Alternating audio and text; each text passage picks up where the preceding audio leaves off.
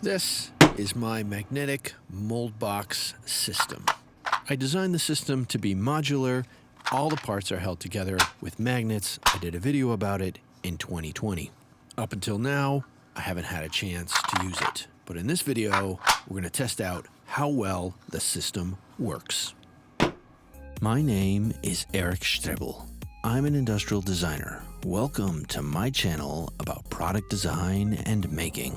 Alfred backpack hanger in stainless steel and aluminum, designed by me, holds your backpack, lets you charge your phone, holds your keys, super versatile. So I'm packing up some here that were recently sold. Thanks for those of you who've purchased recently. It really helps support the channel. These are the parts that we're going to cast.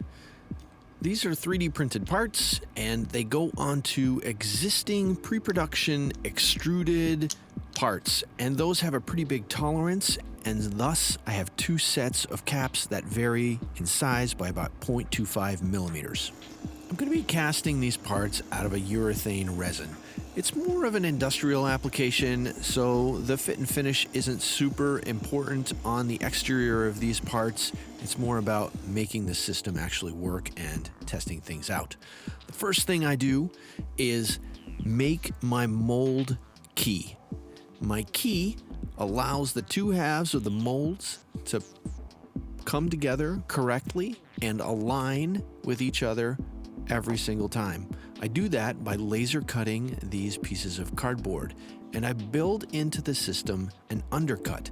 This locks the two molds together, and I call this a lock key. And I do this pretty much with all of my silicone molds, holds the molds together and aligns them correctly. Once I've layered up all my pieces of cardboard, I put a little weight on it so that it can dry. Now the part's ready to go. You can see the undercut here. Let's take this and glue it into the mold box in the correct position. I use a little bit of white glue just to hold everything in place and to seal it to the bottom of the mold. Now you can already see the advantage of having a magnetic mold box like this. The parts just come apart, very easy. I can place my piece inside the mold box, and now I can reassemble it just by putting the parts back in place, and they all held via magnets. So it's instant. No screws, no rubber bands, no hot glue, easy. Let's add a little bit of shellac to the cardboard. Honestly, it's something I should have done before I put it inside the mold, but I'm just thinking about it right now. So I'm just going to coat the top surface here. This is usually the one that sticks to the silicone anyway. Now, let's put the pieces, our 3D printed parts, inside the mold. I'm just going to glue them down to the base with some white glue. This seals it and prevents silicone from getting underneath the part when we pour the silicone inside. Very nice. And of course the white glue just washes off later on. Very easy to remove.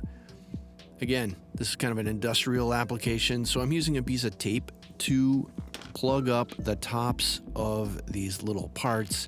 They're not that critical. I just want to prevent the silicone from getting into that top orifice.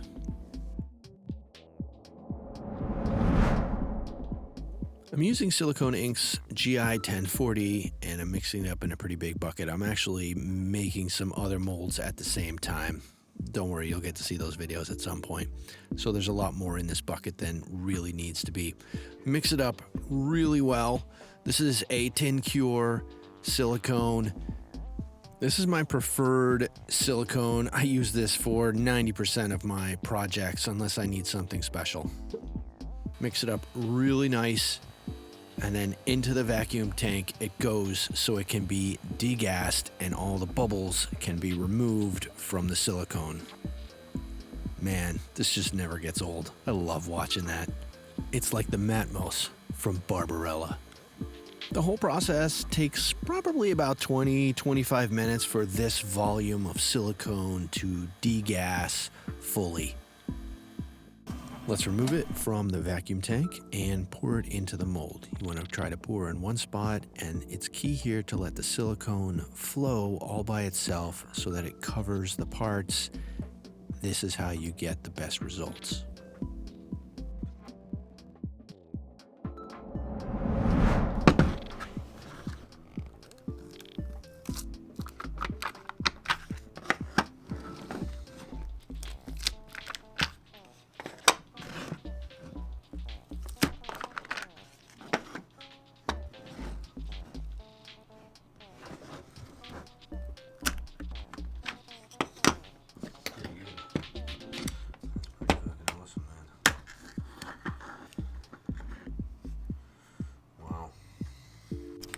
Holy crap, that has to be the easiest I've ever taken a mold box apart. Unbelievable. I'm blown away. I'm super pleased. Let's add the vents and the sprues here to the part so that we can injection cast this. We're going to put it back into the mold box so we can pour the second half once we've put these vents and sprues on. And I super glue them in place, and I have a little bit of kicker on my brush to hold them, and this works really, really well, and it can withstand the resistance of the silicone being poured. Now we have to put some mold release on the silicone that is visible here, where we're going to pour the second layer on top of.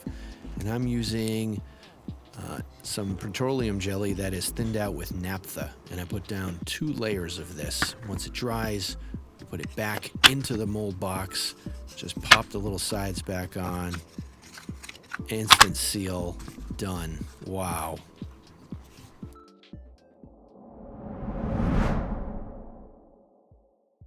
Time to mix up some more silicone here so that we can pour the second half of the molds. Again, we're using the same TinCure GI 1040. I will leave a link in the description below to the Silicone Inc website. It's normally purchased through a distributor, so you'll have to check on their website who your local distributor is so that you can get that. It's not sold on Amazon, so you'll have to go through a distributor to get that, but I love this stuff. So we pour again from one spot, let the silicone flow, let it do the work and fill all the voids. That's how you're going to get the best results and the least amount of bubbles. Additionally, I'm going to vibrate any remaining bubbles in the mold out of it on top of my dental vibration unit. This magnetic mold box system is absolutely delightful. What a joy to take the molds out of the mold box. They come out fantastic, much easier than bolting the 3D printed units together that I have another video about. I love this system. Totally awesome, nice, easy mold. I'm using Rampf's 3070 urethane resin here. You can't buy this on Amazon, but I'll leave a link to the Rampf website where you can order some yourself. I happen to have a bunch left over. I use this resin a lot, particularly for volume pieces. Sets up in under 10 minutes. Easy ratio to mix together. Cures every time. And I can take it out of the mold in 2-3 hours, something like that, so I can make lots of parts if I need to relatively quickly.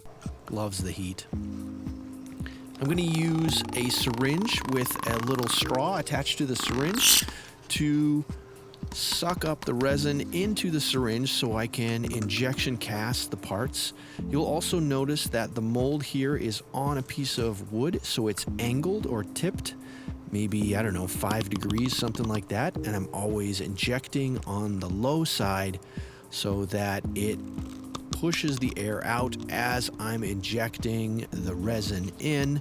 And this gives me a bubble-free cast part, pretty much guaranteed every single time. I love this system. It's my go-to method for making parts. Now I place the mold with the green resin inside my pressure tank, cure it at 60 psi with some heat for a couple of hours, and I can take it apart now. I need to remove the sprues and the vents so I can take the 2 halves apart, and then I will be able to see if I was successful or not. That's looking pretty nice. Minimal amount of flash in there. Nice. All right, last but not least, I'm just going to drill out the orifice here to whatever size is needed. In this case, I'm using a 3mm drill bit, and that's it. The parts are done. I'm absolutely thrilled with the performance of this magnetic mold box. It doesn't leak, it comes apart very easy, goes together very easy, aligns correctly. I'm thrilled. I can totally see expanding this system in the future. I can totally see making bigger walls and platforms for bigger parts and how that will aid and benefit me in molding more complicated things in the future. Make sure you give the video a thumbs up and don't forget to subscribe if you haven't already done so. Make sure to hit the bell so you get notifications every time I have a new video. Also, don't forget to follow me on social media. I'm on Facebook, Instagram, and Twitter. Links in the description below and on the channel page. Rock on.